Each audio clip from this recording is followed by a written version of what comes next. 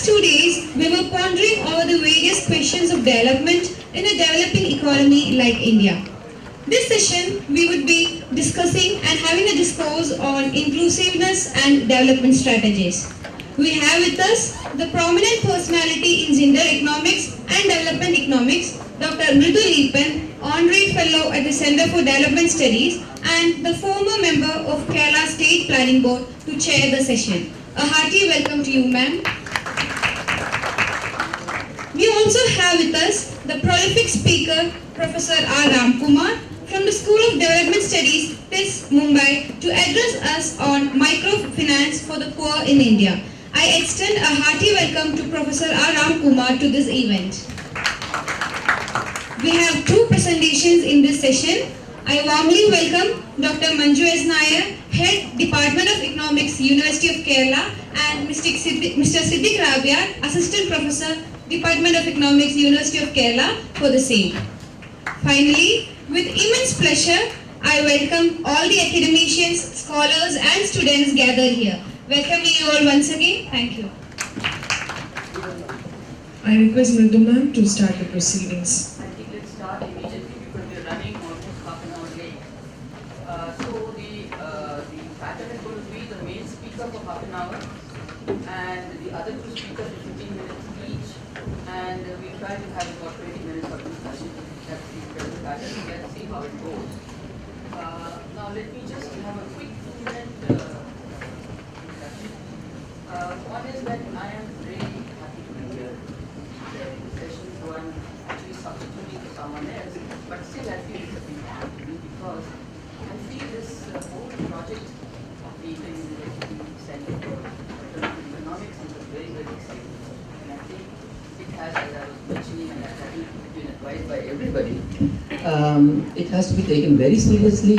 Not just thinking of neoclassical economics, but for all other types of economics which actually did come in the sense of Amartya sense development economics or the institutional economics, how much we can take from them, or what are the alternatives that we have in mind. So to have the alternatives in mind, we should be very thorough with what has been happening in the field of economics, whether neoclassical or whether some of the improvements, or rather improvements in the sense of addressing reality much more, was being undertaken by so many people. Now, what is the theme of this session? It's inclusiveness, and I think this is probably the most challenging of all the analysis that we can think of in terms of challenging conventional macroeconomic analysis, because macroeconomic analysis and policy has been actually a complete disjuncture with social policy, and there is need to integrate macroeconomic policy with social policy. I think that is the most important thing, because not only because of globalization and its aggressive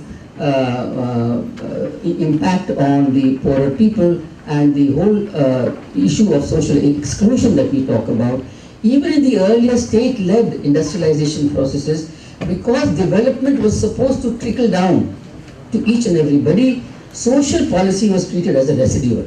So if people are not included in the process of development, what little tinkering can we do for those sections of people who have not been able to gain from development? So social policy has always been treated as an add-on to macroeconomic policy, but the challenge is, how do we mainstream social policy into macroeconomic analysis, which also means that we have to rethink on macroeconomic analysis. I think that's the biggest challenge. So let me stop here and request Dr. Ramakumar to make his presentation on microfinance.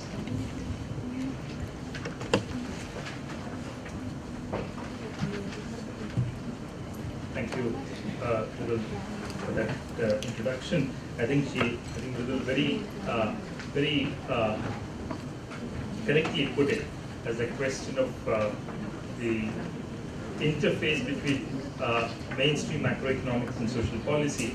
You also brought in the question of inclusion here, which is very important today, because we always hear about the question of financial inclusion in today's public policy. And that provides me a very nice entry point to what I want to talk about today, which is related to financial inclusion. And within financial inclusion, a very important component part has been the question of microcredit. Now, in the little time that I have, about half an hour that I have, let me quickly take you through what I want to say. If you look at the title of my presentation, it's about microfinance for the poor, the choice between two models. So I'm obviously sort of counterposing two models of microfinance provision in this argument.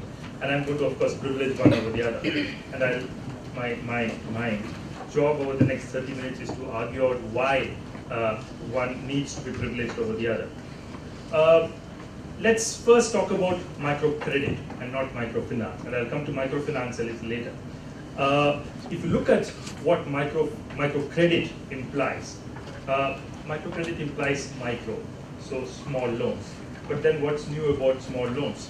Small loans have always been a part of the history of rural and urban credit provision in the history of the world. So there's nothing new about the smallness of microcredit, which actually distinguishes it. So then what distinguishes microcredit? Microcredit is distinguished by the core element of its provision, which is the absence of a physical collateral. The absence of a physical collateral, which is substituted by a social collateral, often also called as peer monitoring, is the core distinguishing feature of microcredit as it is practiced across the world. Here again, however, it's not a new concept. If you look at Jonathan Swift's Irish loan funds of 1700s of the 18th century, you will see that small loans were provided under those funds without collateral to poor borrowers. So that's nothing new, even when we speak about loans without collateral. If you also look at the large number of savings and credit institutions that have prevailed across Asia and Europe in the 18th and 19th centuries, many of them were also provided without taking any collateral. So that's nothing new about it. Nothing new about it. But the current model of microcredit, which has come into world attention, is largely a product of the 1970s, mainly after 1975, when Muhammad Yunus, the Nobel Peace Prize winning economist from Bangladesh, began or started a small bank, which was called the Grameen Bank, in the village of Jogra, in the Chittagong district of Bangladesh. That's where he was working as a professor in the Department of Economics. So that is the beginning of the emergence of microcredit as an idea. Why is it famous?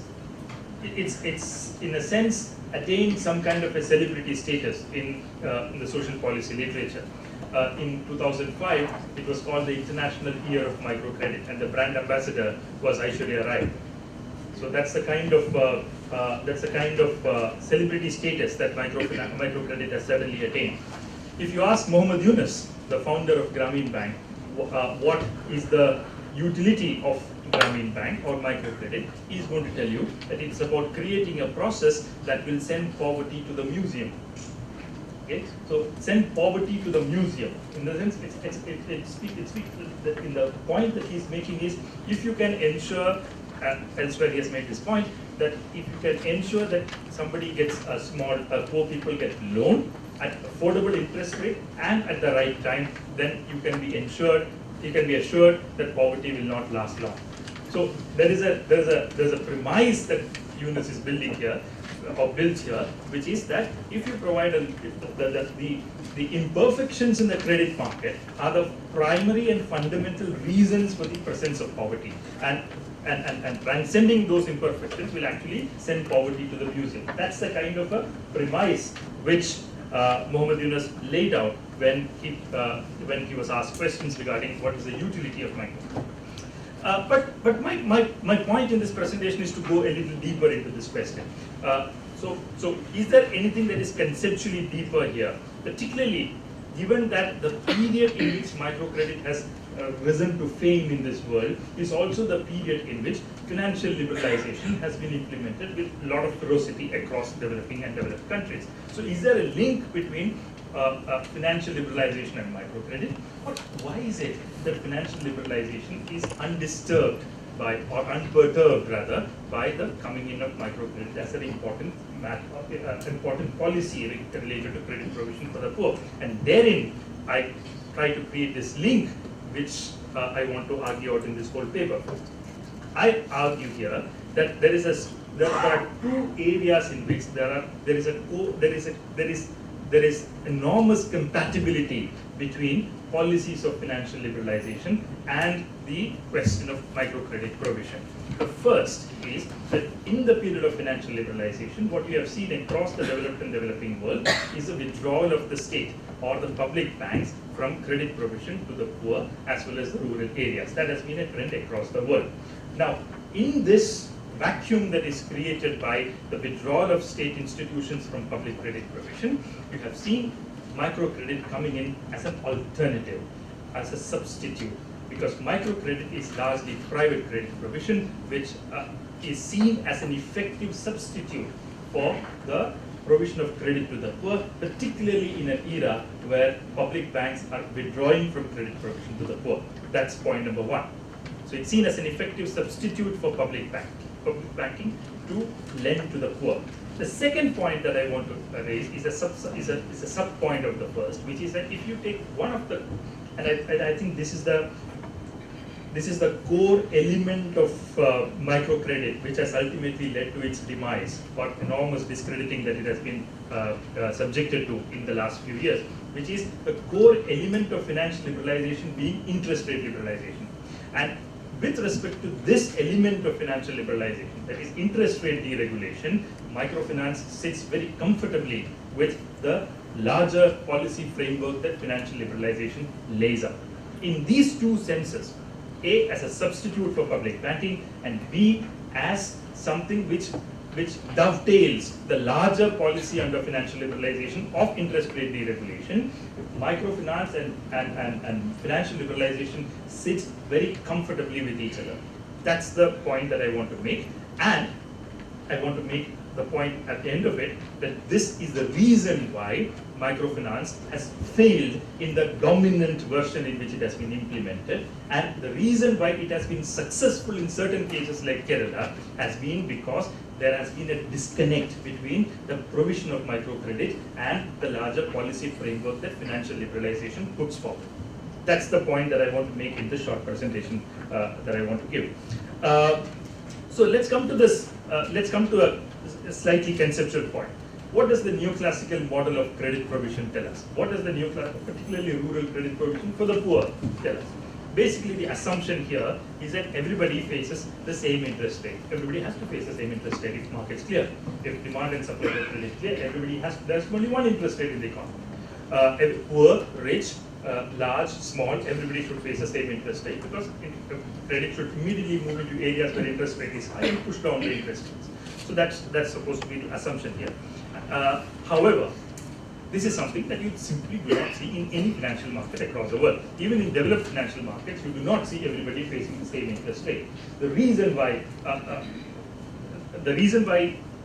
people face differential interest rates even in a free market is because of different reasons like fragmentation and segmentation of the credit market, which I'm not going into here. But the point here is there is a sizable gap between the lending rate and the deposit rate in banks, which should not be the case. Sometimes the difference between lending rate and deposit rate is far higher than the cost of credit provision itself, which means there is something more at work which raises the interest rate up at the borrower level. Second is there is a sizable range in the informal sector rates of interest that you see. Informal rates of interest can vary in the same village from 30% to 120%. It should not be the case if financial markets actually clear within the informal sector, not between the public and the private sector, but within the private sector itself, within the informal sector itself, you see a very large range of interest rates prevailing, which should not be the case. Even within the informal sector, within the same social groups, within the same occupational category, for the same task that you give a loan, for the same purpose that you give loans to, you see a variation of interest rates. It can vary from 40% to 120% there. So the idea that everybody faces the same interest rate simply does not come true in the empirical evidence that you see from the field. Now, there's also other class-wise variations also, because rich people borrow larger loans and face lower interest rates, and poor people borrow smaller loans and face higher interest rates. So all these variations exist. It's absolutely not true that everybody faces the same interest. Now, new institutional economics came with an answer to this question, which is that everybody do face the same interest rate. It's not correct that everybody does not face the same interest rate. Everybody faces the same interest rate. It's just that you have to add something here, which is that everybody faces the same risk-adjusted interest rate. Now, if you add the element of risk into the provision of credit, you will actually see that the higher interest rates that the poor are paying out is actually because giving loans to them attracts a higher risk premium compared to giving loans to the richer people who are likely to repay quicker and faster and more promptly. Because poor people, with poor people, there is an element of default which runs very high. The risk of default runs very high. Your money lenders and even public banks sometimes are forced to jack up interest rates to cover for the risk that might be involved in recovering the amount of money that from after giving the loan. As a result, the high interest rates that you see from the informal sector, money lenders charging 120%, is not actually a sign of exploitation. It is actually just a sign of the market clearing after taking account for the risk element that is involved in provision of credit for the poor. So that was the argument of economists like Anthony Bottomley and all in the 1960s and 1970s, which came to be very well accepted in the dominant economic circles. So here, so then why do public banks not give credit to the poor? Of course, that's another empirical fact that's in front of us. Public banks do not give credit to those people who do not offer a collateral, and poor people typically do not have collateral. So in this argument, the reason why public banks do not give credit to the poor are because they cannot handle three problems. One is a problem of targeting. Right? The problem of targeting means that how can you ensure while providing credit to the poor that there is no error of inclusion or an error of exclusion? In other words, in a program to lend to the poor, how do you ensure that the rich do not end up getting the loan, or the poor get excluded from the provision of the loan? How do you ensure that these two? Suppose you have a scheme to an IRDP-like scheme that you had in the 1980s, where specifically poverty alleviation is the objective of the scheme. How do you ensure that the credit primarily goes to the poor and not somebody else? That's problem number one. Public banks can't find out who is poor and who is not poor. There is no appropriate way of identification, so they end up giving credit to nobody, and hence poor are left unbanked. Second is a question of screening. Here, the public banks face the question of how to differentiate between credit-worthy borrowers and non-credit-worthy borrowers. Because public banks do not have adequate resources to find out who is credit-worthy, who is not credit-worthy, because poor people do not keep credit records or balance sheets of their activities and so on, it's impossible for the banks to distinguish between credit-worthy and non-credit-worthy. At the end of it, they give loans to nobody. So hence the poor are left unbanked. The third problem that they face after targeting and screening is the question of monitoring. How do you ensure that the loans that are given to the poor are put to the right purpose for which they are given? Now this is another question, because only if you give to production and they use it for consumption, there is no return from it, and hence they end up not repaying the loan. So how do you figure out this problem? Now, these three problems are seen by new institutional economics as the three main reasons why public banks historically have left the poor unbanked. Right? Now, how do you handle this? That is how the role of microcredit comes in at the conceptual level. It is argued here that the first problem of targeting can be resolved by making the credit loan amount so small that the rich will not be interested in it. Okay? If you give a loan of 500 rupees, the poor will not, the richer people will not come and take the trouble of coming and taking that loan. You also create weekly repayment meetings in the sites of credit provision, and the rich will not take the trouble of coming to the weekly meetings and so on. Put some eligibility conditions. All these can be used by microfinance agencies to resolve the question of targeting. Number two, the question of screening. How do you resolve the question of screening? That is the differentiation of creditworthy and non-creditworthy borrowers. Here is where the idea of group lending comes in. Basically, you lend to groups, and Eunice's classic idea was you ask a group of 5 people to come in, and then first you give loans to only 2 people. You watch the repayment pattern, and then once they repay appropriately for 6 months, give the third and fourth person the loan. And when the third and fourth also repay, you give the loan to the fifth person, who is also the convener of the group. Right? So in this way, you ensure that peer monitoring works. The convener has the biggest responsibility now to ensure that the first, second, third, and fourth person repays the loan. And this is how the idea of screening creditworthiness is supposed to be thrust upon the system of credit provision in the scheme of microcredit. And also you are asking, you are assuming that groups will be like-minded in the sense that you ask them to form the group and come to you, and not you go out and form the group. So if you ask people to form the group and then come to you, you can be assured in some sense that they will be belonging to the same socioeconomic category, group, and so on. That's another reason why microcredit can help in reducing screening costs. Monitoring, you have weekly meetings, you have frequent site visits by the employees of the microfinance firm and so on. Through these site visits and so on, you can actually ensure monitoring. In other words, microfinance is not simply the provision of small loans and the absence of collateral. It involves a large number of activities which are linked before and after. Involves targeting to begin with, screening of course, and then monitoring also, right up to the stage of repayment. In other words, there are a lot of activities that come in which are not usually seen in a typical method of credit, in a typical process of credit provision that you see otherwise. Now, this is the reason why it is argued that microcredit is good and it is important. Now, it's a good idea. Obviously, if you are a hard-nosed public banker, you will obviously not give loans to people who are supposed to be non-creditworthy. You would like to have high repayment rates. That's every hard-nosed banker would like to ensure high repayment rates. And in that sense, I'm not somebody who's going to dumb down the idea of peer monitoring, the importance of peer monitoring, and the reasons why social collateral is actually a very good idea to follow in the provision of credit to the poor. So it's a very interesting idea as an idea. Now the question is how it is implemented. It's implemented all across the world. There are supposed to be 133 million people across the world who have been touched by microcredit in one form or the other.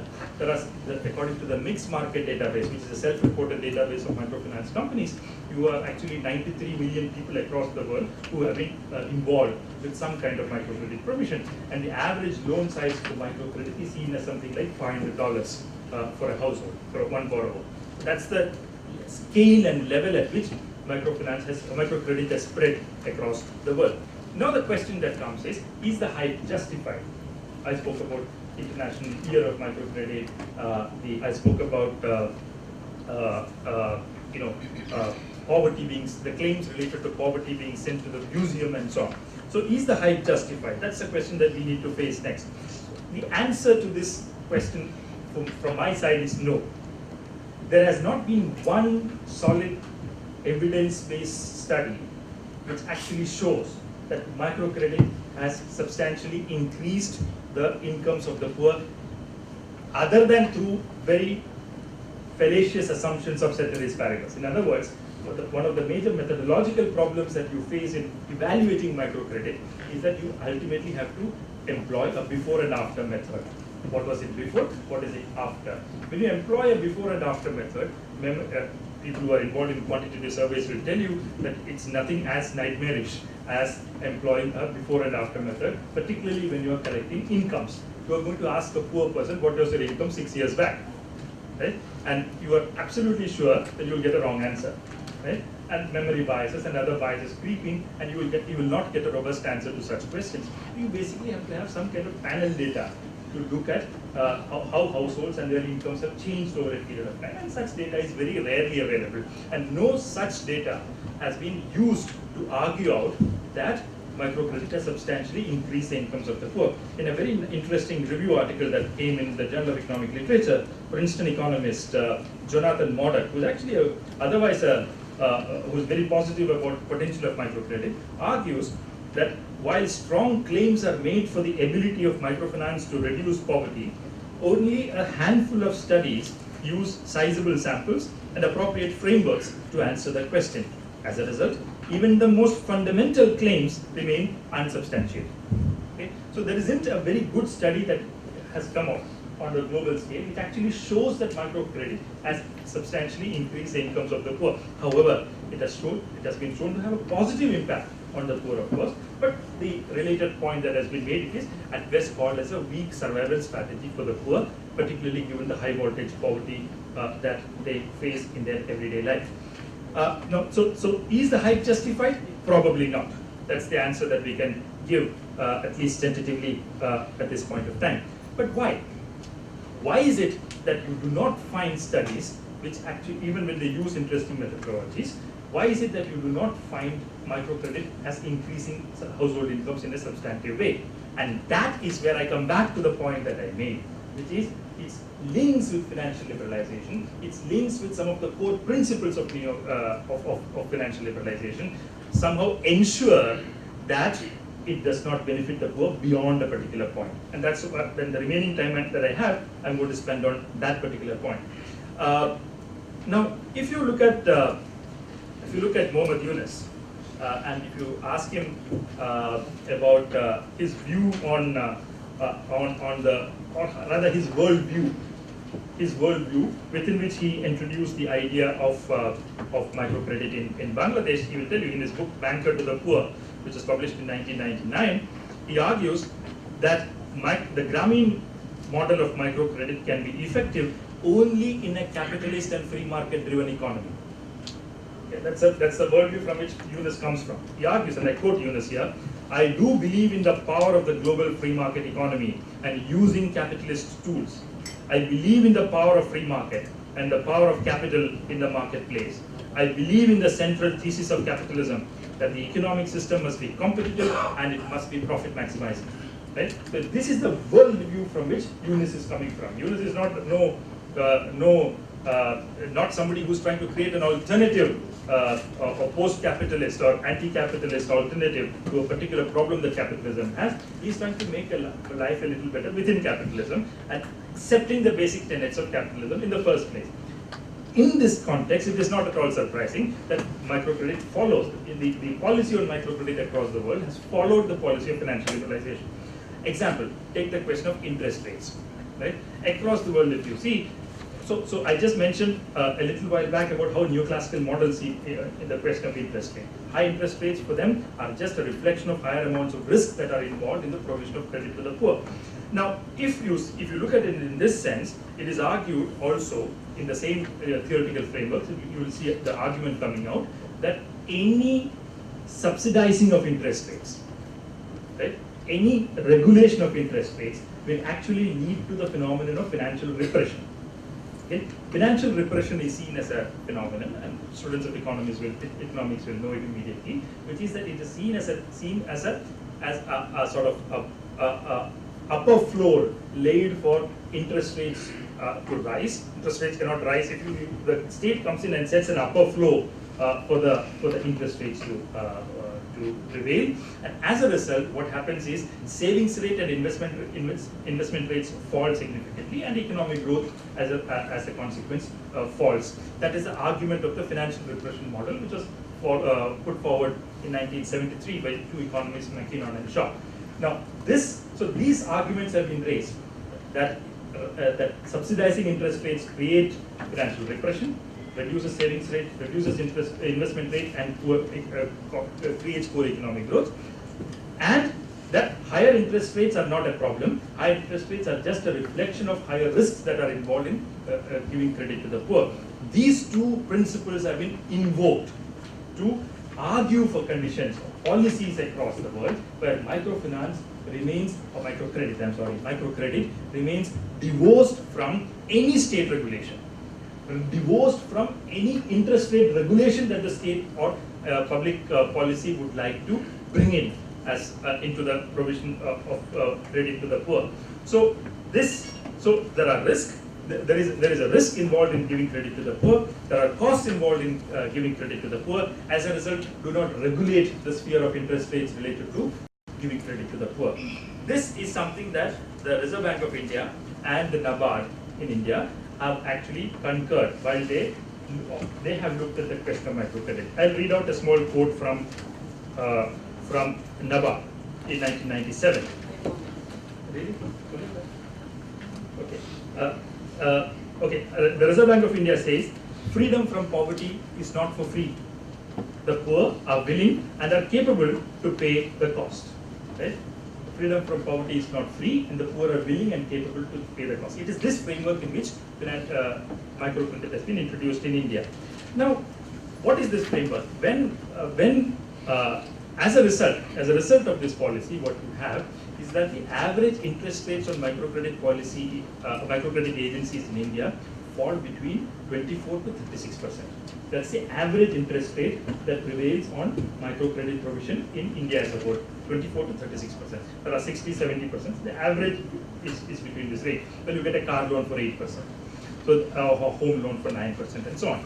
So this is officially deregulated because it is assumed that this difference can remain, and this difference can remain because there is a cost involved in giving credit to the poor. There is also a risk involved in giving credit to the poor, and both needs to be factored in while you fix the interest rate. Now, when Grameen Bank policy came to be implemented in India, there were two models. I come to the title of my presentation, which is that there are two models.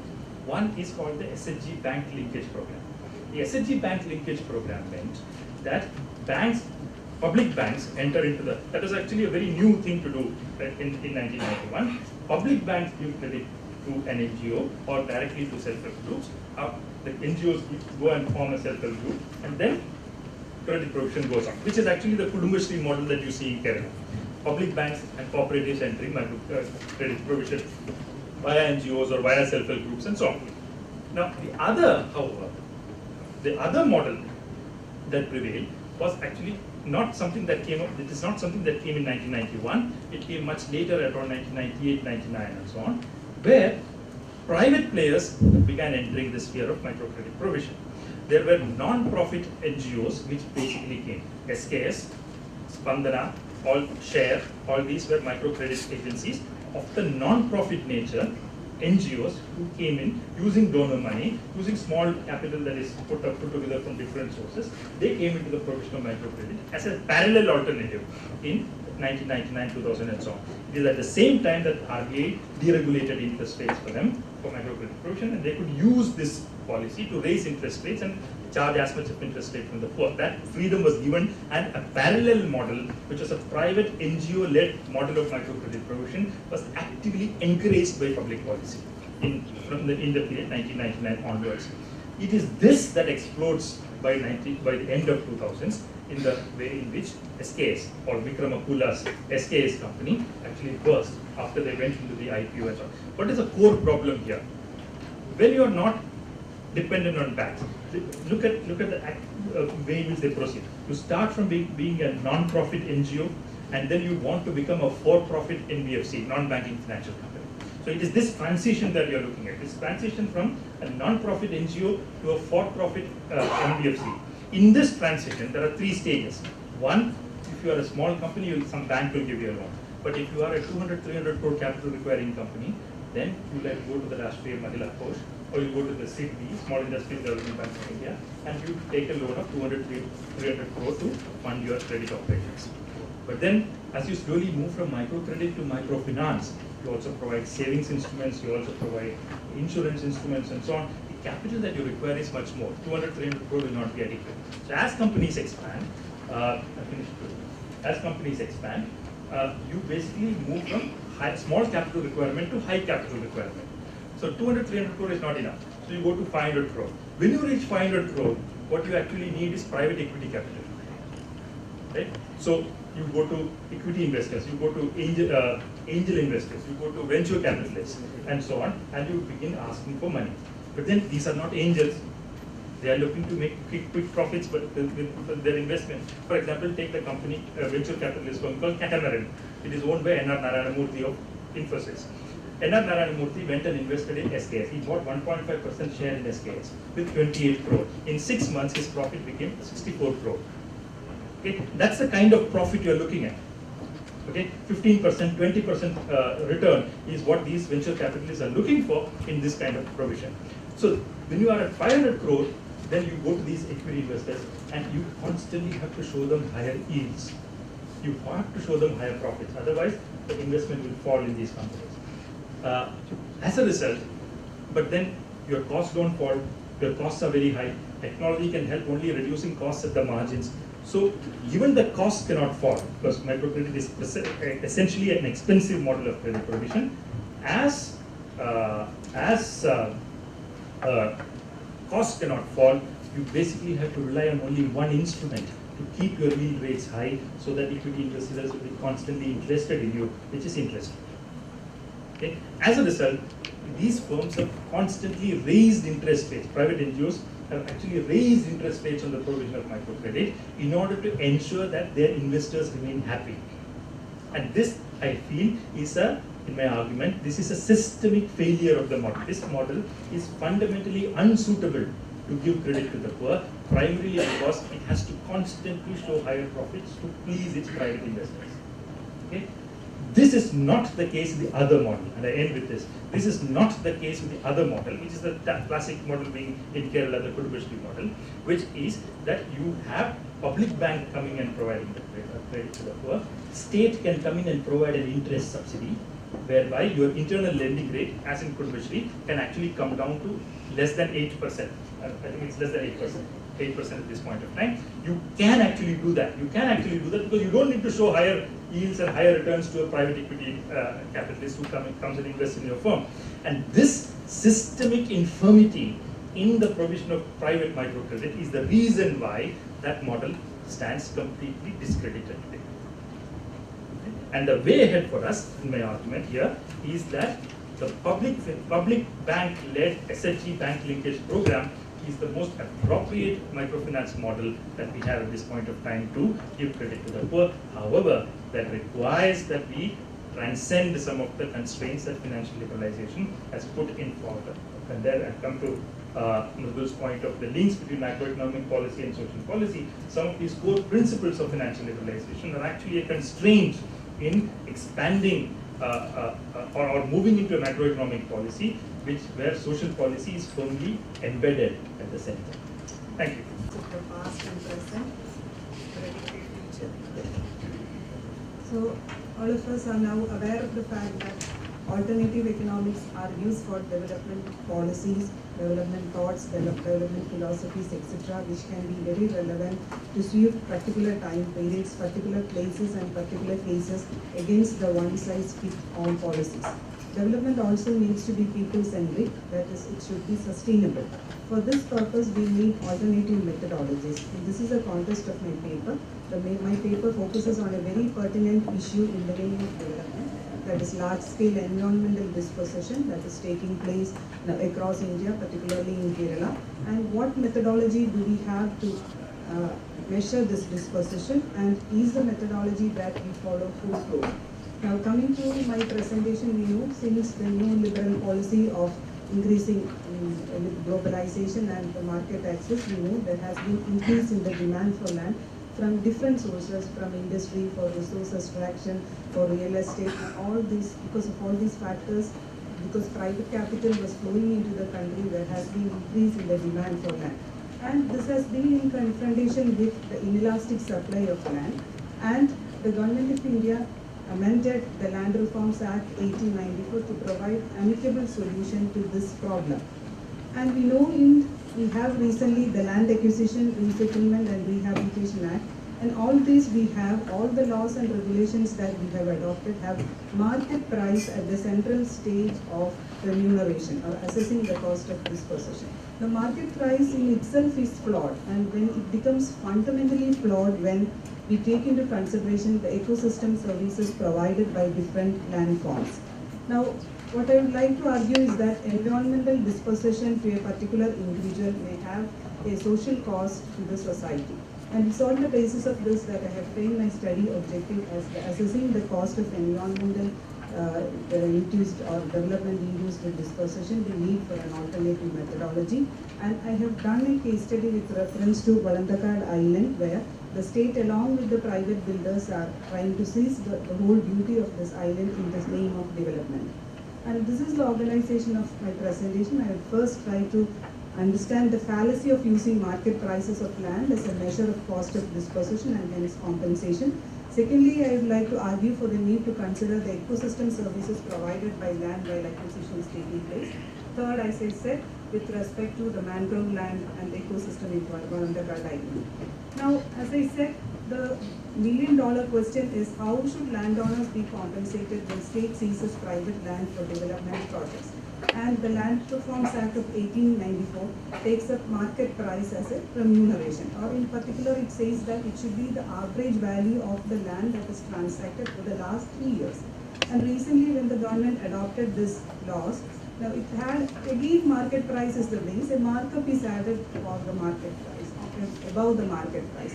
And we know this is wrought with lots and lots of problems. In rural areas the transactions are very few and not well documented. So there's a chance of always fake deeds to be produced and then market price being fixed on the basis of that. And again in rural areas, lot of sales, land sales takes place in the case of distress sales, and then the situation is also different. And if the person, the farmer, sells his land, and what happens after industrial development is that the land prices appreciate very much, and he's not in a position to get back, or to earn this increase in prices. And there are some more important concerns regarding using market price as a cost of measuring this disposition. Now, value of land cannot be fixed objectively by some experts. It's a subjective quantity. It's whatever the owner seems or deems it to be. And again, there is an issue of heterogeneity among owners in the valuation. Now, if a farmer is educated, if he has some other source of income, then he may be having different value, giving different value to his land. And again, there are many other potential values, including land acts as a collateral, it increases social prestige, it's a source of employment for family labor, and transaction takes place when the owner of the land meets another person who values this land more than the owner of the land, and only then there can be a market transaction. But when you say that there is no transaction or there is no need for any, the owner is not willing to sell his land, it means that current owners value this asset more than the prevailing market price. Now, in such a situation, if land is forcibly seized, market price would definitely be a serious underestimate. But now I'm coming to my argument. The land, is definitely highly heterogeneous. You classify it into different categories. Now, one major or categorization is between wetland and the drylands, and the market price. When you think about these type of land forms, the ecosystem services or the environmental values that these land provide are not at all reflected in the market price of land. Now, and what are the ecosystem services that land provides? Now, these are the conditions and process through which the natural ecosystem and the species that make up sustain and fulfill human life. They maintain biodiversity and production of ecosystem goods such as seafood, forage, timber, biomass fuels, natural fiber, and many pharmaceutical, industrial products, etc. This is from the Millennium Ecosystem Service definition, and means that the ecosystem goods and services that natural capital or land provide represent the benefits human populations derive directly or indirectly from ecosystem function. It includes the provisioning services that the products obtained from the ecosystem, including food and fiber, fuel, genetic resources, biochemicals, ornamental resources, fresh waters, etc. Now, this is very important, the regulating services that the particular type of land or natural capital can provide: air quality maintenance, climate regulation, water regulation, erosion control, pollination, storm protection, water purification, waste treatment, etc. Then the cultural services, that is spiritual enrichment and the cognitive development that we get, diversity, spiritual and religious values, knowledge systems, inspiration, aesthetic values, social relations, recreations, and ecotourism. And more importantly, the supporting services that's necessary for production of other ecosystem services, including the production of atmospheric oxygen, soil formation and retention, nutrient cycle, water cycling, etc. And we should understand that these ecosystem services that land provide are very much related to the constituents of human well-being also. It provides, listing out the points, it provides you security, it provides you basic materials for good life, it provides you health. That's very important. Feeling well, access to clean water and air, good social relations, and finally the freedom of choice and action. That's opportunity to be able to achieve what an individual values doing and being. That's what is fundamental. Now, this argument necessitates a need for an integrated assessment regarding the values created by ecosystems, and this helps in informed decision making when investments are appraised, activities are formed, or planned policies are formulated. Now, usually we go for only a livelihood assessment when land is encroached by for the state or the private capitals, and that too it has lot of problems. What we need is that you need to have an ecosystem assessment, a biodiversity assessment, and more than that, and also an economic assessment, and this will provide necessary data when land is secured for developmental purposes. Now I'll come to the case study that I have done in Valandakad Island. Now it's a wetland system characterized by mangroves. I need not explain the ecosystem services provided by the mangroves. Now capitalists treat these mangroves as, term it as basements. That is what popular media popularizes, and hence it is easily acquired by them at low prices, and either it's destroyed and then resold, or then otherwise the waterlands are filled with soil, and then it is used for all types of construction purposes. And mangroves in Ernakulam has been largely destructed because of the Valapadam LNG terminal, Fisheries Research Station, International Cricket Stadium, etc. And you have the conflicting situation of marginalized low-income resource poor landowners trying to protect the ecosystem, while the owners of larger holdings trying to destroy the mangroves. Now it's a 240 acres pristine island, means of people are so contented there. I cannot explain that because of lack of time. And the private builder, the Shobha Group, has taken away, purchased 200 acres of land and violating all the laws under 18 names.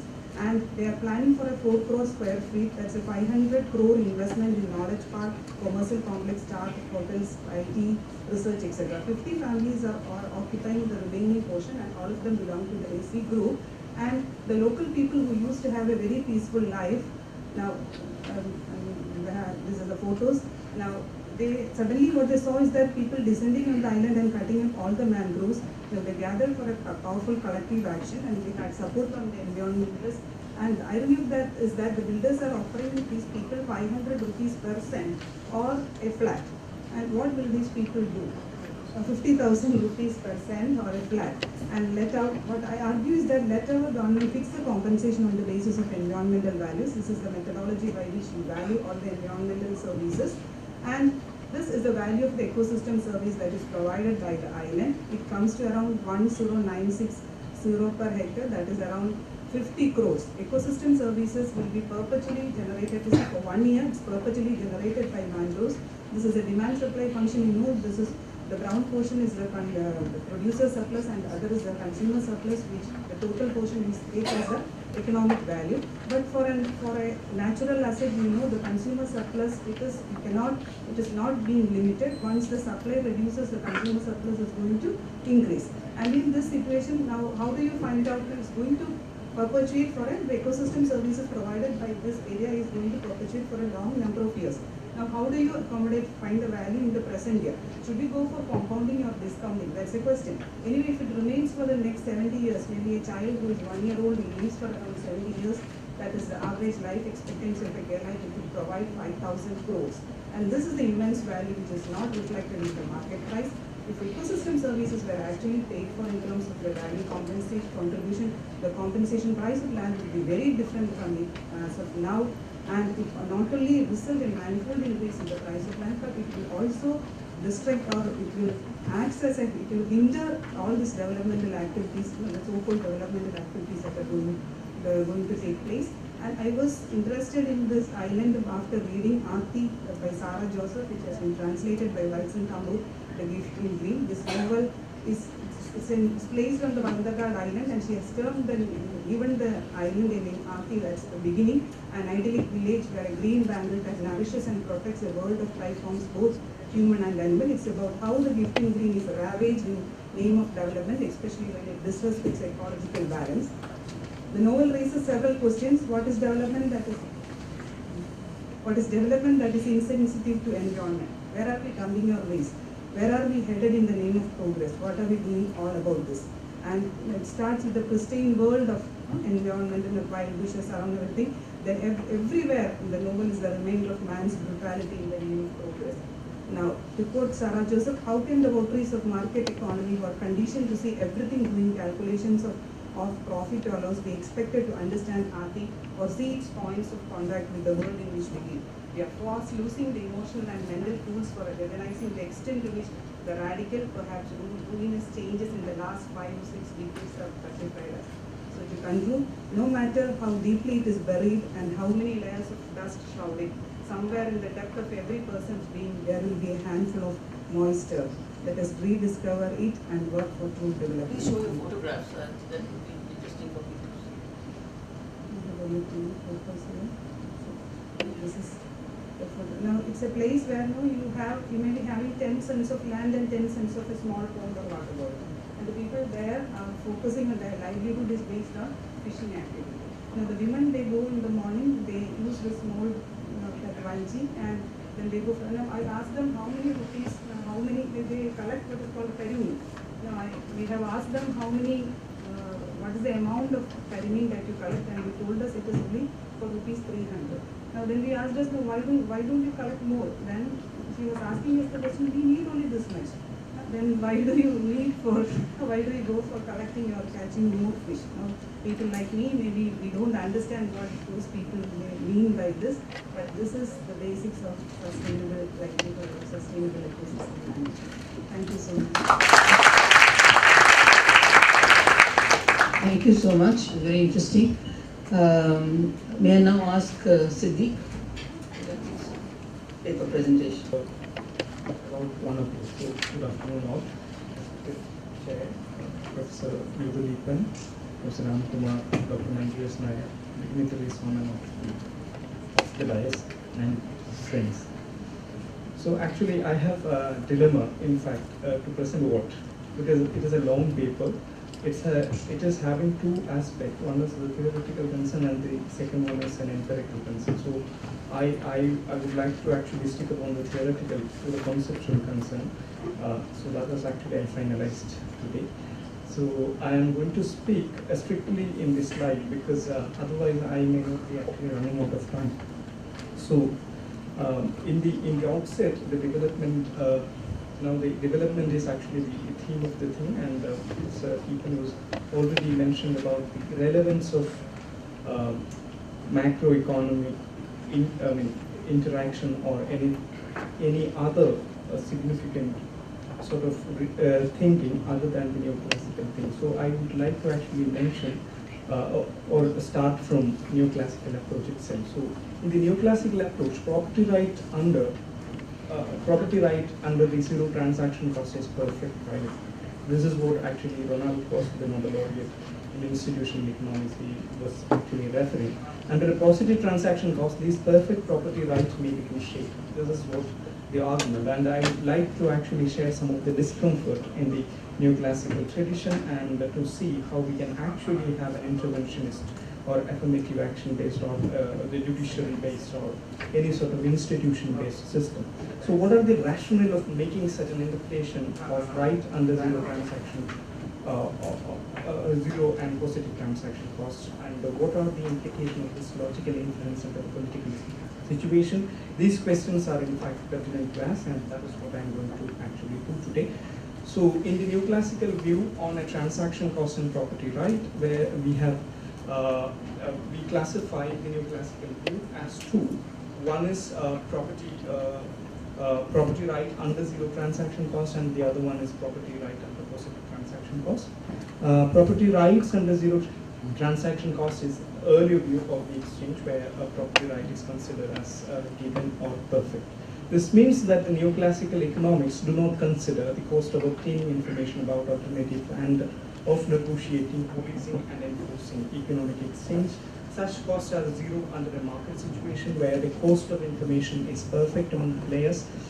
In a similar way, they were of the view that the allocation of property right is perfect due to the cost of information and other cost of establishing and maintaining property right remain zero. So this could be help us to derive property rights transaction cost relation as they follow, which is non-conventional economic graph, where you have actually two sides, transaction cost on the other side and the property right also. If your transaction cost is zero as per Ronald Coase said, then you have actually a perfect property right. Of course, I have dispute on this. And then if you move on having a positive transaction cost, then you may be actually having. So this is actually the difference, or what you can say the trade-off. So the early neoclassical view of the sort is built on the rationality of perfect information among the players. This information will give way to the doctrine of perfect competition with its guiding principles of profit maximizing behavior of individual. However, this has been questioned. For example, consider the compatibility of information and competition. Now what is actually competition? If two or more individuals, which is actually n is greater than 2, offer independent value, which is P, of securing a commodity X from a third person T. That is a race for securing X from T by A or B. So this is actually, in a simple way, we call a competition. It also implies that there is no cooperation in securing X from T. So that is non-cooperative. The system is actually perceived in a non-cooperative framework. And what is information symmetry on the other side? It in a neoclassical frame, how can we define is the following, that is, as Oman defined, that is, I know that what you know and you know that what I know. So we can extend that argument ever. So in other words, information is of A is equal to B, which implies that B has all the characteristics which A has and vice versa. So if on commodity and price, the same follows as the follower. So what would be the nature of competition then? Two possibilities which you can derive out of it. A, the competition with equal entitlement, and B, the competition with unequal entitlement. So what is the ultimate effect in that basic premise? The perfect competition with the symmetric information produces a static result. And I will come to what does it mean. Under such a circumstance, does property right whether perfect or imperfect matters? So why it's so? So these are the questions which we need, and along with that, such a notion seems to be puzzling or more formally to say logical topology. So why it's so? Because the resource, the possible conclusion is that because the resource transfer and its consumption take place simultaneously, or to say this does not consider the direction of the use of resources, either ex ante or ex post, which is actually time. This is the greatest criticism which is raised against this idea, which is actually the microeconomic framework is timeless. So neoclassical with the transaction laws on the other side, they are actually putting a different notion, that is the real world theoretical model characterized by the information asymmetry is quite unrealistic and little to do with any policy decisions, whereas in a later stage this asymmetric information theory gained its momentum. I'm not actually going to the reviews, and the rationality question is addressed in this term, modeling bounded rationality and limited rationality as the key factor in behavior which drives the economic decisions. However, the consideration of the concept of bounded and limited rationality is still carrying over the neoclassical hangover in economic modeling. This is what this is an important critique which we need to basically look at. So then the neoclassical economics is of the view that the transportation cost is the only cost accrued other than the cost of production during the entire cost of production and exchange. This is how they are actually perceived. Of course, Arrow and many economists of the mainstream, they argue very vehemently on this, and under perfectly informed will, the possibility of any cost other than the cost of transportation is impossible. This is what their argument. And the concept of transportation cost is inevitable and rationalizable because the production site and the consumption sites are two different locations or two different entities. To realize the interaction of the economic process of exchange, these two have to come together and do business. So this is actually the unintegrated firm where they used to say we have actually disintegrated or actually not integrated market, non-integrated market, which is market A to N, and in individual or firm is having interaction, then you have definitely a transaction cost. Then the solution is the following: you integrate the firm. So if you horizontally or vertically integrate, then the problem will be solved. But that is not actually the concern. The view is perhaps classical because it may be better than the no transaction cost, hence transportation cost may bring the resources loss incurred due to the imperfect information or opportunism or running of the economic system as been defined. But the transportation cost definition of the transaction cost is problematic to represent the property rights creation under its conceptualization, because the transportation cost cannot etymologically coherent to accumulate many costs such as establishment of right over the resources or the enforcement cost of exercising rights or the search cost of looking for a market. Similarly, themselves note that without recognizing the cost of establishing property rights or ownership and the possession of resources to exchange, the whole process of transaction seems to be unrealistic.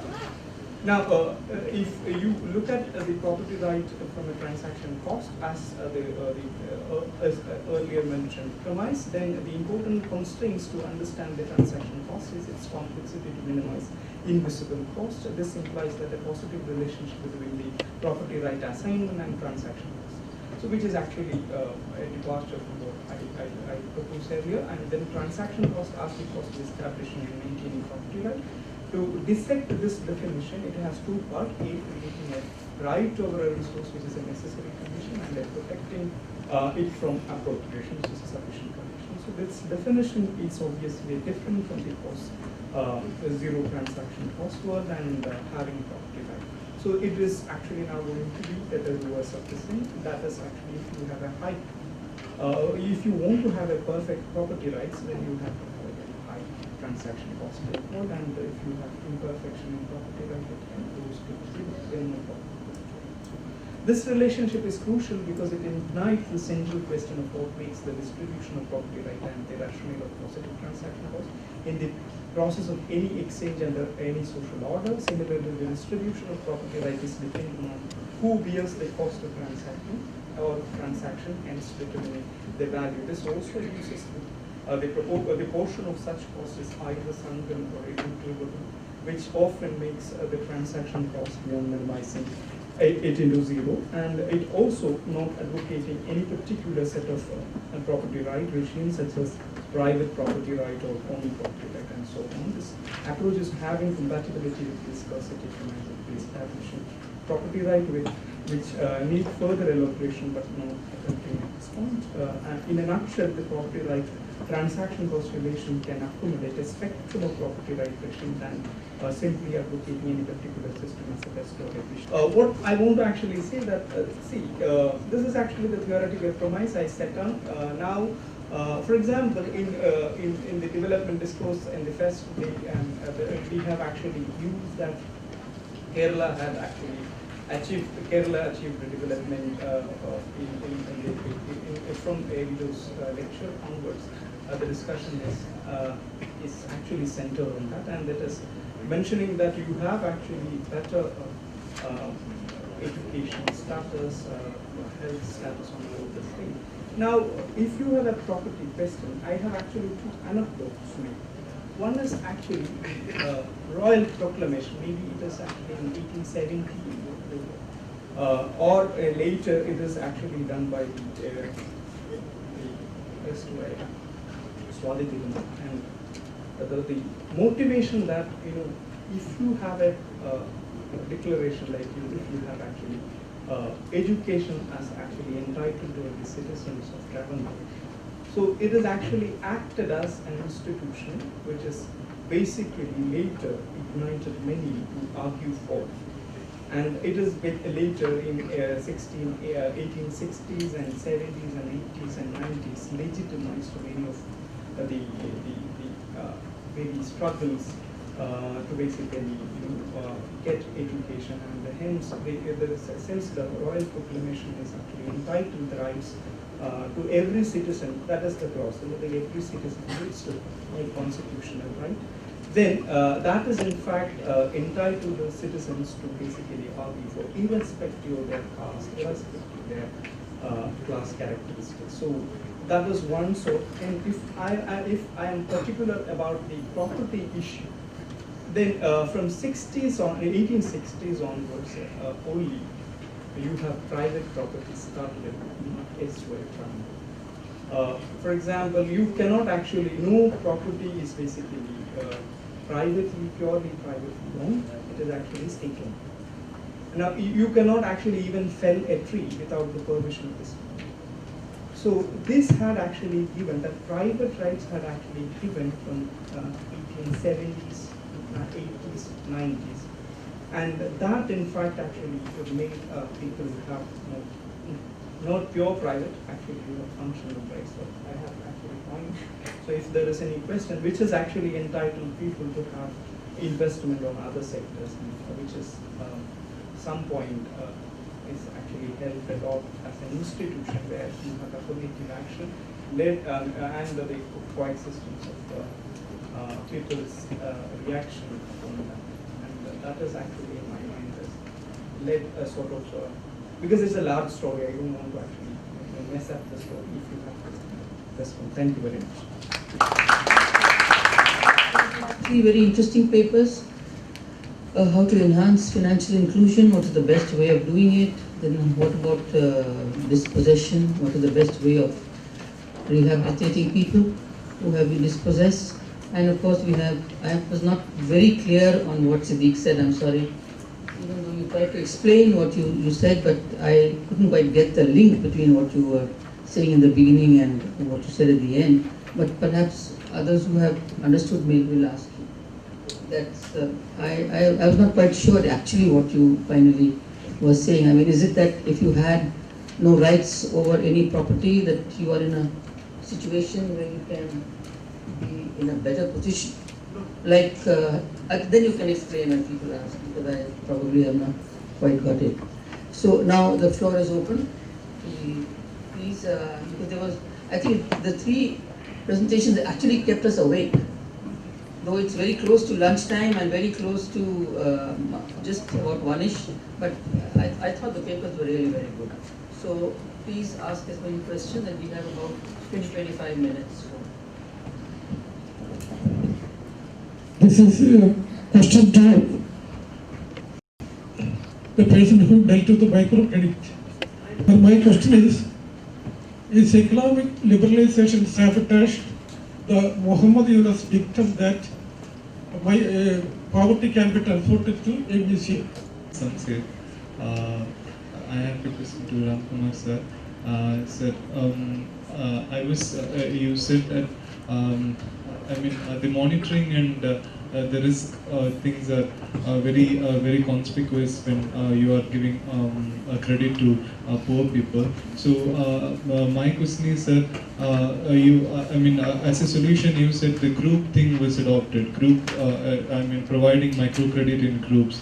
Why didn't the microcredit enhance the group to a community? Community have more power. Community in the sense religious community or other caste communities. If a community authority have invested with the power of giving or providing, distributing microcredit, it would have resolved the problem of monitoring, and the risk would have been reduced. That's my, what is your comment about that?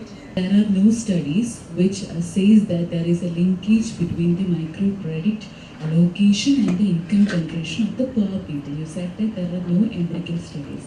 But sir, if we look at other point, like the empowerment that is being instilled by this microcredit, there are vast number of studies which says that such microcredit allocation has resulted in the empowerment. And in all those studies, they have taken income as one of the core variables. Which means that if you look at the study by Jill Williams, if you look at the study by Ashwini and Shulla, you could see that this particular aspect of income is one of the core component of the major dimension of empowerment. I am Ahmed Kabir. My home is about 1 kilometer away from Valandagan. Okay, I know the people very well there. And whose responsibility is that to protect the environment? Is it for the poor people, government, or NGO, or MNC? And I know that from one of my friends from Shoba, they telling that this is a crisis only. Okay, they will manage the crisis and they will develop not frequently within 5 years. Okay, that is their decision, planning. One more question to Dr. Manju Nair. Ma'am, you said that we need to have these assessments of the environmental services. But my question is that if you start valuing a particular product of the nature, then if you put a value for that particular thing, then it will be easy for the people to capture that thing after paying a value that you determine using your methodologies. Wouldn't that increase the encroachment of the environmental resources. It's like Ravi Shankar being a- Yeah, because if you just have a look at the environmental issues that India is facing now, it is because of this valuation methodologies.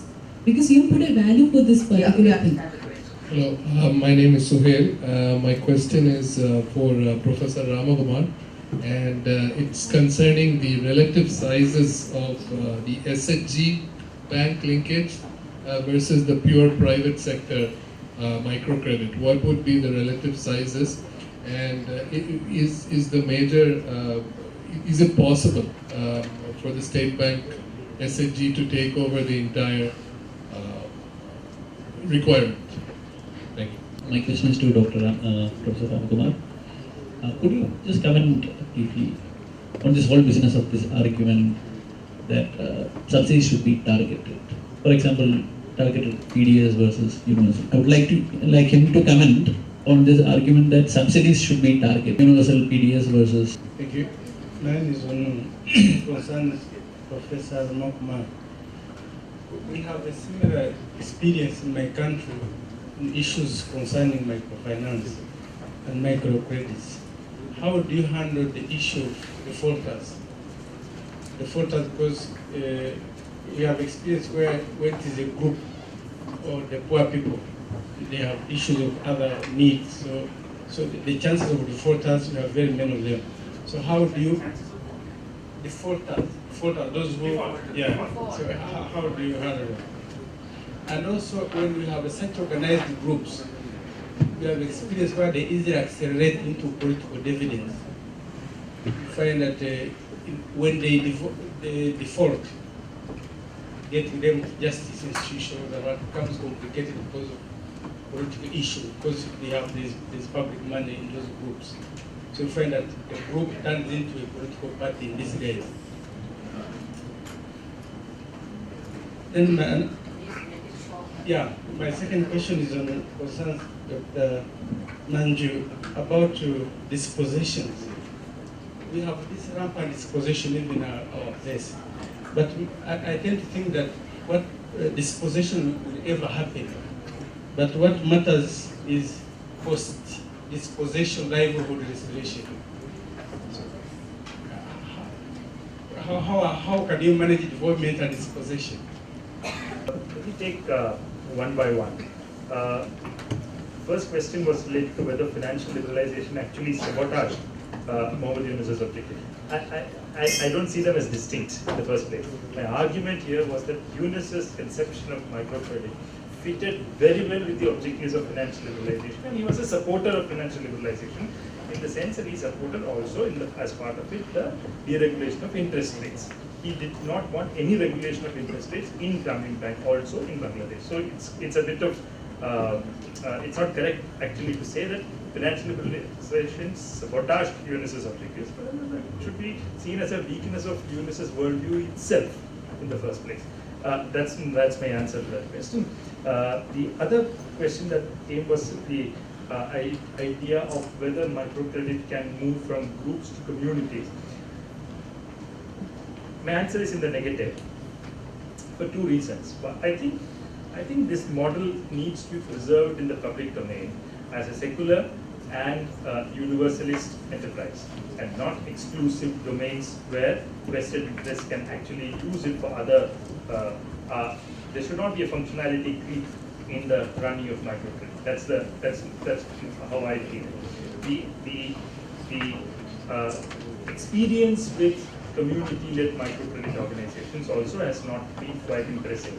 In Kerala itself, you have very large corruption cases emerging from communities running microcredit agencies, and money being siphoned off for personal and political interest from microcredit organizations started by community organizations. I'm not naming any of them, you are aware. So that is a problem. So the apps, see, even community-based organizations, just because they're community-based organizations, they do not become divorced from the need for capital.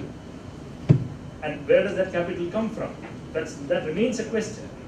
The question that I was raising was, when you have a private MFI model, even if in the community framework, right, the demand for capital, as it rises and rises, embeds an element of fragility in the health of that microcredit institution, and that all the cost of that fragility is actually transferred to the poor borrower. And that, in my view, is the major problem with that model. And that is absent in the public model because you don't have to show higher profits every time. That's the point I was making. Right? So it's not whether who is running it. It's about whether you're a private MFI-led model or you're a public MFI. That's the difference that I want to underline. The question of empowerment, it's very important. And I don't see the indicator that I took in my argument was income poverty. Right? Now, I'm not disputing that there might have been different forms of empowerment that resulted from intended or unintended from being a member of the microcredit group. I'm not disputing that at all. But regarding the question of income, you actually said at the end of your question that it might also have increased incomes in the process of empowerment. That's what that part is what I dispute, in the sense that studies actually show that, in fact, scholars like Nair and others have argued there could actually be a strong disempowering effect in microcredit because of a fall of incomes.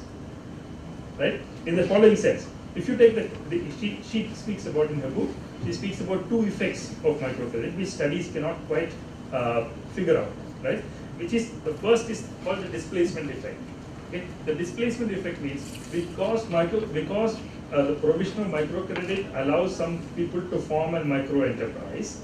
Okay, given that the market is stagnant, it may actually be destroying another enterprise elsewhere, which you don't know. You may be usurping the market of another group or another enterprise where jobs may be lost. It's a possibility, conceptually, if you look at it, right? And which these studies cannot adequately comprehend. Number one. The other is the question of client failure. The point is when micro enterprises fail, the basic problem is this. This is not Kabir, but my own. But the thing is, if you have an interest rate of 24 to 36%, right? And if you have look at a medium-sized industrial group, what is the rate of return on their investment? Not more than 15%. 15% is considered a very fair rate of return from an enterprise, from a medium-sized industry, right? You are expecting a small micro enterprise to break even. If you have to pay an interest of 24 to 36%, you have to break even at 124% of your investment. Right? In other words, you are actually asking for very ambitious and unrealistic rate of return from a small enterprise funded with small amount of capital. So the risk of failure or the risk of default is very high if you keep the interest rate so high. But then you may ask, why are default rates so low, right?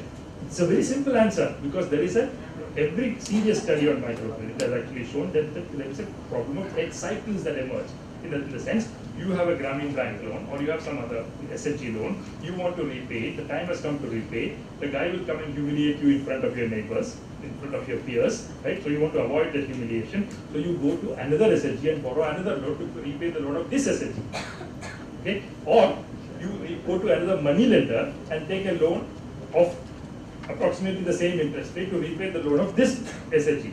These instances have been very common. If you look at the instance of Andhra Pradesh from 2006 to 2012, right, when very large number of suicides by SHG borrowers took place in the Krishna district and so on, this was the core problem. I have documented the large number of suicide cases and the reasons for these suicides. I can read out time permits from the quotes from newspaper.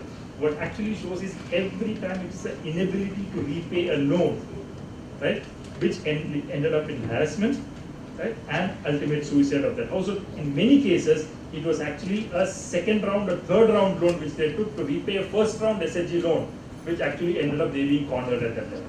In other words, my point here is high interest rate constantly pushes you into a corner with respect to your ability to repay. And that, you're at a precipice as the repayment time comes. That actually is the most important problem that I see in that model of credit provision. Right? And companies have this constant urge to ensure maximum repayment because they have to keep the profits high for other reasons. And these studies actually do not consider this quite well. The size of the public and private, the relative size of public and private is actually differs across states. If you look at Andhra Pradesh, you will see private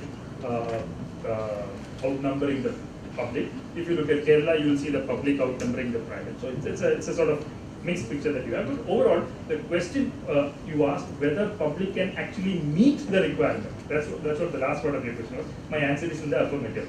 Yes. It's just that kind of favorable policy for that kind of disbursement should actually emerge. That is all. The question of targeting of subsidies in figures because of lack of that actually provides me with an interesting topic for my afternoon intervention. I'll keep it for that. Default in private MFIs and I've answered that question about default. The default, as a result, what you have is default rates remain very high, harassment ensues, and unfortunate incidents like I don't know from where that question came. I forgot.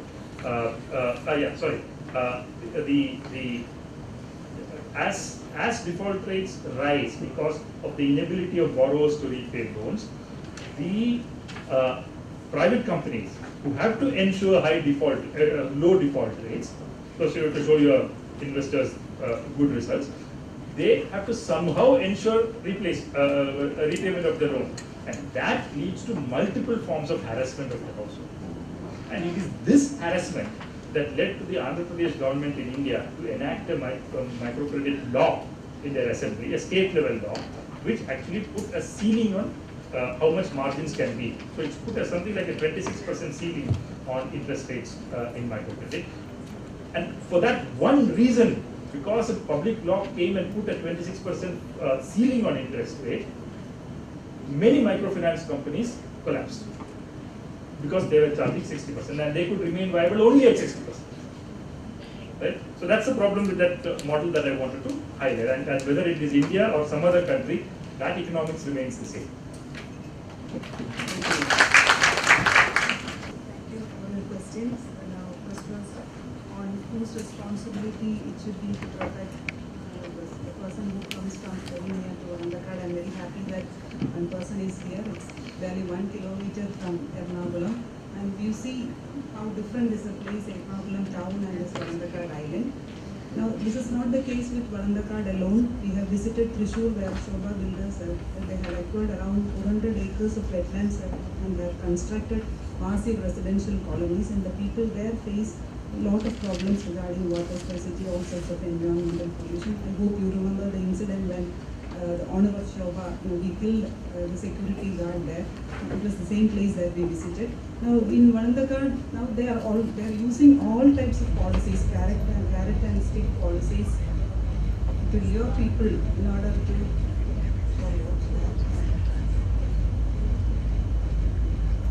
Inverter or something more? I think you can hear me. Now Shobha, around 1 month back when we visited there, the Shobha builders, they were able to succeed in taking 2 or 3 people to there. Just one sec, let's get back to order. We just got a little worried because of this strange sound. Stop now. So, yeah, please carry on. Okay, now these people, they were successful in taking 2 or 3 families to the flats that they have constructed in Palakkad and Thrissur, and they are luring these people. Now see, this is what is development, and you come stay in your island, you can come and settle down here. And now there is a divide and rule policy that is going on there. And all the local leaders are being bribed there. And you said that Shobha is very adamant that they will acquire this land within 5 acres and they will construct that. And we can expect what we had with incident in Chennai, the flooding. Ernakulam is a different geographical area where if you have flooding, now there are wetlands or all these resources, water resources, you can accommodate this. Now once it is restricted and once it is turning into a conflict situation, now it will be a very difficult position for you. It's a responsibility of the people, it's a responsibility of the villagers, it's a responsibility of NGOs, civil society, the government, everybody to protect this system. And I would like to add by commenting upon Neela's question. So you were asking now, if you say that now this is a value that is being created by the environment, won't there be much encroachment? I would like to disagree with you, because these people are encroaching this land, not utilize the environmental values. So they want want to respect the environmental values. The environmental values are nutrient cycling, water purification, carbon sequestration, which can prevent global warming. These are the environmental values. Now they want to destroy the whole thing and they want to construct it into IT parks, residential colonies, etc. Now, fully in economics, we say we have to tell to the society loudly that now this environment is having some value. It needs to be protected. Now, otherwise, now only because some environmentalists and some economists are now raising the value, now telling the public that this is having some value, we need to value it, that now such sort of a change has happened. Otherwise, no, I don't know how that is possible. I agree with your answer. Now, second is another one, now my friend from Jeffrey was asked on the post-displacement livelihood. Now, the Galapadam is the issue where we have restricted all these situations, the state acquired all the property, and there was large-scale construction activities going on, and we can consult with Shamsi, who has done a very good piece of research, is sitting there on post-displacement, and we still see that after 5 years, the people, they have not been compensated with the market price, and they have been given some piece of land where they are not able to live. They are facing a lot of environmental problems now. They don't have a place to dispose this place. This is the situation. So it is better to prevent, look into the situation pre-displacement or the initial point, and then we can think about the things. We always speak about the livelihood issues. Now other issues we are not taking into consideration. We need to focus on that. And I have some questions which sir has written. And one is, we have a mathematical formula to assess ecosystem services provided by a particular ecological factor, and how do you add that to the land value? Now, this is the issue that I have been raising. Now, land is valued only on in terms of market price. And we need to include device and methodology. We have methodologies by which we can value ecosystem services, and that is very complex also, because all these services, regulating, provisioning, supporting, etc., require different economical applications, and it's highly complex, but this should be included in the value, and once we try to concentrate on that, other than the market price, this is to be popularized, and there will be change for that. And a rare beetle was sold for 2,000 yens in Japan. How an endangered species can, that is what I have been speaking about, the different services that this ecosystem provides, the biodiversity. We need to value that, the cultural services that we get from that, and that is why it is priced. Okay, thank you so much.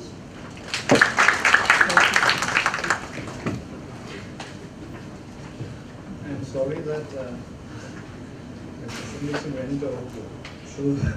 So actually it is not like that. Actually, the premise which I was setting the entire discussion is normally in the very typical neoclassical theory, we list all the other elements from society out. You make your model and you try to explain things, but basically that is incoherent.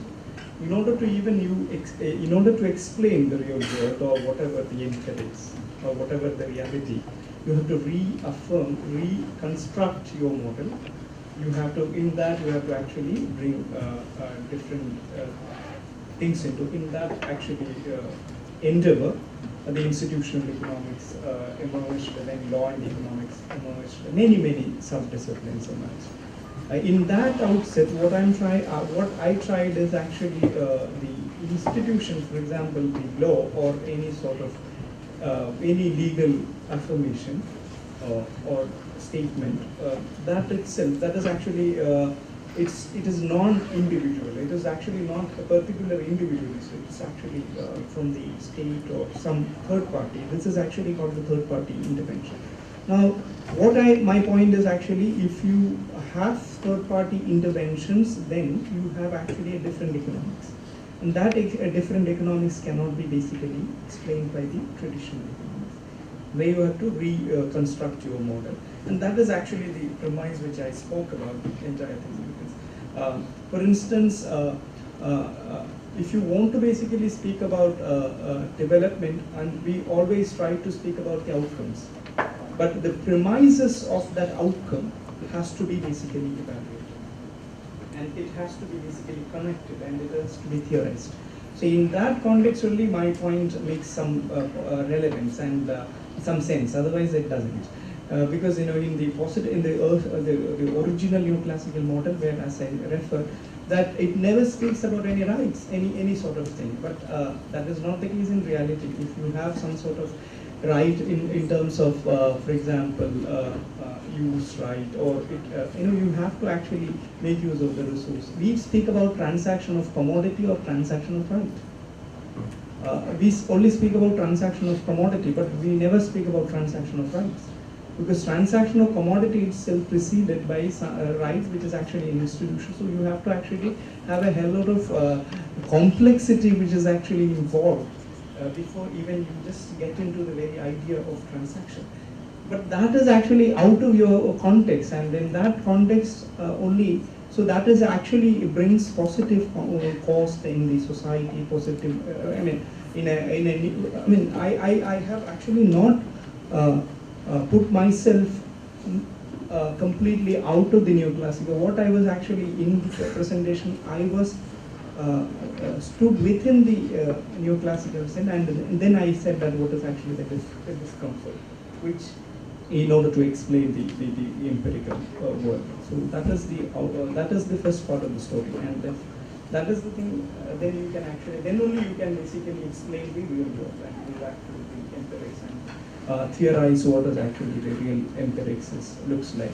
Not from the neoclassical, typical neoclassical theory, which is actually completely fails to basically explain whatever real world empiricism is. So we've really just one or two things I wanted to say, which one was that this public SHG bank linkage, where the public sector banks are playing an important role. Now, though the way you put it, of course, it's much above the private thing, but in Kerala, the Kudumbashri groups are facing the problem of not being able to access loans from these banks. So that's one thing which you have to keep in mind, that the banks themselves may be driven by the financial deregulation type of a thing, where they're not. So that's one thing you should keep in mind. And the other thing which I wanted to say was that was a basic question. I don't want you to answer it now. But can we agree to selling off bits of land because somebody is able to pay the price which you estimate in terms of all your ecological system of goods and services? Can one then say, okay, so long as Shobha is able to pay all that, maybe they are entitled to take that land. So that is one thing which is probably what was worrying her, and what always keeps worrying me, that if Sri Sri Ravi Shankar was able to pay that fight, he didn't even pay that, and he was able to do all that. But of course his devotees all tell me that the Ganga looks much better now than the Yamuna, sorry. The Yamuna looks much better now. And the other thing, of course, is of all these big corporates who are now defaulting. I mean, nobody talks about that as much as catching hold of these poor self-help group wala women who are not able to repay their loans and have to commit suicide. But nothing much is happening to the big defaulters which now are coming up. So these are certain things which we have to keep in mind in the alternative. That what do we do about these big defaulters? How do we catch them? And what do we do about helping out the poor women who are really not able to pay perhaps interest for a few months? So thank you very much for a very, very interesting session. And thank you for the organizers for asking me to chair this session. Thanks. The session is over and lunch is served outside. I would like to call upon Anamika to propose a vote of thanks. Good afternoon everyone. The last and final section is over, and it's my privilege to have been asked to propose a vote of thanks on this occasion. And firstly, I would like to thank Madam Mridul Eapen for effectively chairing the session and ensuring the time limits. Thank you, ma'am. Professor Ramakumar for showing the important space microfinance have in changing the poor in India, and aptly pointing out the model which will actually help us in sending the poor to the museum. Thank you, sir. Poverty to the museum. And our dear Manju for her important work and sharing with us your findings and opinions today on the urgent need for an alternative methodology in assessing the cost of development-induced environmental disposition. Thank you, ma'am.